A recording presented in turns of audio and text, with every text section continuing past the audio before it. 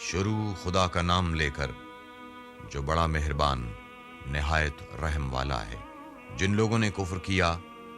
اور اوروں کو خدا کے رستے سے روکا، خدا نے ان کے اعمال برباد کر دیے، اور جو ایمان لائے اور نیک عمل کرتے رہے اور جو کتاب محمد پر نازل ہوئی اسے مانتے رہے اور وہ ان کے پروردگار کی طرف سے برحق ہے، ان سے ان کے گناہ دور کر دیے اور ان کی حالت سنوار دی۔ یہ حبط اعمال اور اصلاح حال اس لیے ہے کہ جن لوگوں نے کفر کیا انہوں نے جھوٹی بات کی پیروی کی، اور جو ایمان لائے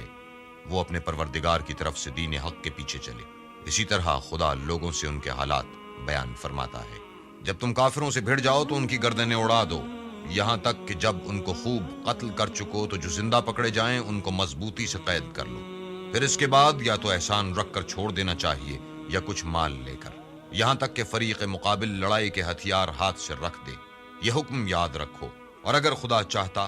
تو اور طرح ان سے انتقام لے لیتا، لیکن اس نے چاہا کہ تمہاری آزمائش ایک دوسرے سے لڑوا کر کرے، اور جو لوگ خدا کی راہ میں مارے گئے ان کے عملوں کو ہرگز ضائع نہیں کرے گا، بلکہ ان کو سیدھے رستے پر چلائے گا اور ان کی حالت درست کر دے گا، اور ان کو بہشت میں جس سے ان کو شناسا رکھا ہے داخل کرے گا۔ اے اہل ایمان، اگر تم خدا کی مدد کرو گے تو وہ بھی تمہاری مدد کرے گا اور تم کو ثابت قدم رکھے گا، اور جو کافر ہیں ان کے لیے ہلاکت ہے اور وہ ان کے اعمال کو برباد کر دے گا۔ یہ اس لیے کہ خدا نے جو چیز نازل فرمائی انہوں نے اس کو ناپسند کیا تو خدا نے ان کے اعمال لکارت کر دیے۔ کیا انہوں نے ملک میں سیر نہیں کی تاکہ دیکھتے کہ جو لوگ ان سے پہلے تھے ان کا انجام کیسا ہوا؟ خدا نے ان پر تباہی ڈال دی،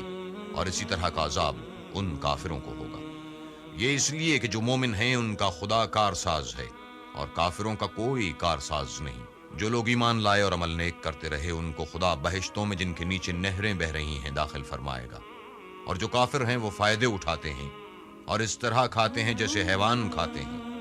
اور ان کا ٹھکانہ دوزخ ہے۔ اور بہت سی بستیاں تمہاری بستی سے جس کے باشندوں نے تمہیں وہاں سے نکال دیا زور و قوت سے کہیں بڑھ کر تھی، ہم نے ان کا ستیہ ناش کر دیا اور ان کا کوئی مددگار نہ ہوا۔ بھلا جو شخص اپنے پروردگار کی مہربانی سے کھلے رستے پر چل رہا ہو وہ ان کی طرح ہو سکتا ہے جن کے اعمال بد انہیں اچھے کر کے دکھائے جائیں اور جو اپنی خواہشوں کی پیروی کریں۔ جنت جس کا پرہیزگاروں سے وعدہ کیا جاتا ہے اس کی صفت یہ ہے کہ اس میں پانی کی نہریں ہیں جو بو نہیں کرے گا، اور دودھ کی نہریں ہیں جس کا مزہ نہیں بدلے گا، اور شراب کی نہریں ہیں جو پینے والوں کے لیے سراسر لذت ہے، اور شہد مصفا کی نہریں ہیں جو حلاوت ہی حلاوت ہے، اور وہاں ان کے لیے ہر قسم کے میوے ہیں اور ان کے پروردگار کی طرف سے مغفرت ہے۔ کیا یہ پرہیزگار ان کی طرح ہو سکتے ہیں جو ہمیشہ دوزخ میں رہیں گے اور جن کو کھولتا ہوا پانی پلایا جائے گا تو ان کی انتڑیوں کو کاٹ ڈالے گا؟ اور ان میں بعض ایسے بھی ہیں جو تمہاری طرف کان لگائے رہتے ہیں یہاں تک کہ سب کچھ سنتے ہیں، لیکن جب تمہارے پاس سے نکل کر جاتے ہیں تو جن لوگوں کو علم دین دیا گیا ہے ان سے کہتے ہیں کہ بھلا انہوں نے ابھی کیا کہا تھا؟ یہی لوگ ہیں جن کے دلوں پر خدا نے مہر لگا رکھی ہے اور وہ اپنی خواہشوں کے پیچھے چل رہے ہیں، اور جو لوگ ہدایت یافتہ ہیں ان کو وہ ہدایت مزید بخشتا ہے اور پرہیزگاری عنایت کرتا ہے۔ اب تو یہ لوگ قیامت ہی کو دیکھتے ہیں کہ ناگہاں ان پر آ واقع ہو، سو اس کی نشانیاں وقوع میں آ چکی ہیں۔ پھر جب وہ ان پر آ نازل ہوگی اس وقت انہیں نصیحت کہاں مفید ہو سکے گی۔ بس جان رکھو کہ خدا کے سوا کوئی معبود نہیں، اور اپنے گناہوں کی معافی مانگو، اور مومن مردوں اور مومن عورتوں کے لیے بھی، اور خدا تم لوگوں کے چلنے پھرنے اور ٹھہرنے سے واقف ہے۔ اور مومن لوگ کہتے ہیں کہ جہاد کی کوئی صورت کیوں نازل نہیں ہوتی، لیکن جب کوئی صاف معنوں کی صورت نازل ہو اور اس میں جہاد کا بیان ہو تو جن لوگوں کے دلوں میں نفاق کا مرض ہے تم ان کو دیکھو کہ تمہاری طرف اس طرح دیکھنے لگیں گے جس طرح کسی پر موت کی بے ہوشی طاری ہو رہی ہے، سو ان کے لیے خرابی ہے۔ خوب کام تو فرما برداری اور پسندیدہ بات کہنا ہے۔ پھر جب جہاد کی بات پختہ ہو گئی تو اگر یہ لوگ خدا سے سچے رہنا چاہتے تو ان کے لیے بہت اچھا ہوتا۔ اے منافقو، تم سے عجب نہیں کہ اگر تم حاکم ہو جاؤ تو ملک میں خرابی کرنے لگو اور اپنے رشتوں کو توڑ ڈالو۔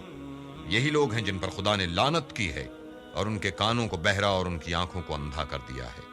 بھلا یہ لوگ قرآن میں غور نہیں کرتے یا ان کے دلوں پر قفل لگ رہے ہیں؟ جو لوگ راہ ہدایت ظاہر ہونے کے بعد پیٹھ دے کر پھر گئے، شیطان نے یہ کام ان کو مزین کر دکھایا اور انہیں طول عمر کا وعدہ دیا۔ یہ اس لیے کہ جو لوگ خدا کی اتاری ہوئی کتاب سے بیزار ہیں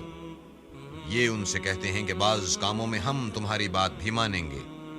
اور خدا ان کے پوشیدہ مشوروں سے واقف ہے۔ تو اس وقت ان کا کیسا حال ہوگا جب فرشتے ان کی جان نکالیں گے اور ان کے منہوں اور پیٹھوں پر مارتے جائیں گے۔ یہ اس لیے کہ جس چیز سے خدا ناخوش ہے یہ اس کے پیچھے چلے اور اس کی خوشنودی کو اچھا نہ سمجھا، تو اس نے بھی ان کے عملوں کو برباد کر دیا۔ کیا وہ لوگ جن کے دلوں میں بیماری ہے یہ خیال کیے ہوئے ہیں کہ خدا ان کے کینوں کو ظاہر نہیں کرے گا؟ اور اگر ہم چاہتے تو وہ لوگ تم کو دکھا بھی دیتے اور تم ان کو ان کے چہروں ہی سے پہچان لیتے اور تم انہیں ان کے انداز گفتگو ہی سے پہچان لوگے، اور خدا تمہارے اعمال سے واقف ہے۔ اور ہم تم لوگوں کو آزمائیں گے تاکہ جو تم میں لڑائی کرنے والے اور ثابت قدم رہنے والے ہیں ان کو معلوم کریں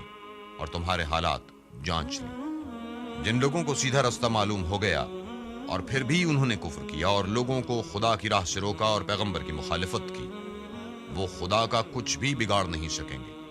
اور خدا ان سب کا کیا کرایا اکارت کر دے گا۔ مومنو، خدا کا ارشاد مانو اور پیغمبر کی فرما برداری کرو اور اپنے عملوں کو ضائع نہ ہونے دو۔ جو لوگ کافر ہوئے اور خدا کے رستے سے روکتے رہے پھر کافر ہی مر گئے، خدا ان کو ہرگز نہیں بخشے گا۔ تو تم ہمت نہ ہارو اور دشمنوں کو صلح کی طرف نہ بلاؤ، اور تم تو غالب ہو اور خدا تمہارے ساتھ ہے،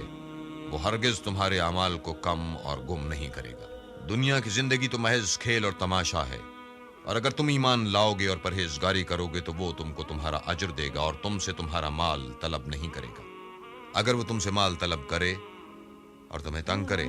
تو تم بخل کرنے لگو، اور وہ بخل تمہاری بدنیتی ظاہر کر کے رہے۔ دیکھو،